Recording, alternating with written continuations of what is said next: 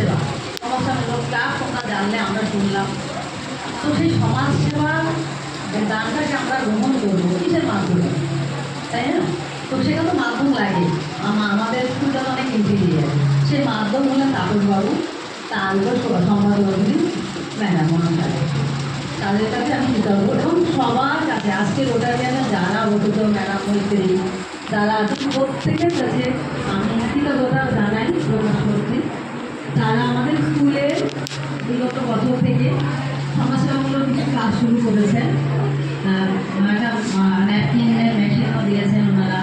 তারপরে আমাদের টয়লেটের কিছু কাজ হয়েছে, রেনোভেশনের কিছু কাজ, আর আমরা একটা ড্রেনেজের ব্যবস্থা বলেছিলাম, ওনারা করেছেন।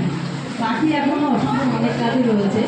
আমি তাবুবাবুকে বলেওছিলাম, তো তাবুবাবু সেটা বলেছেন আগামীতে হবে। এই সময় তো খুব বেশি আমরা আর্থিক ব্যবহারটা করতে পারছি না, পরবর্তীতে বড় অ্যামাউন্টের আমরা কিছু করবো।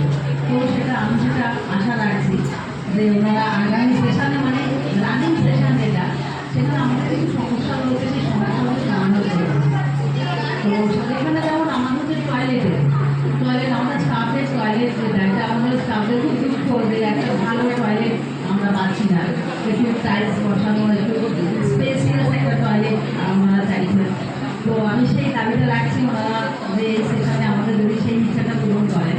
আর আপনারা এসে আজকে দেখেছেন, মানে প্রতিটি সভায় যে আপনারা বর্ষাকালে প্রোগ্রামটা রেখেছেন, এবং বর্ষাকাল শুরু হয়েছে, সুতরাং মাঠে যে জল জমে আছে সেটা আমরা সবাই চাকরি রেখে যাচ্ছেন, আমাদের বলার কিছু নেই।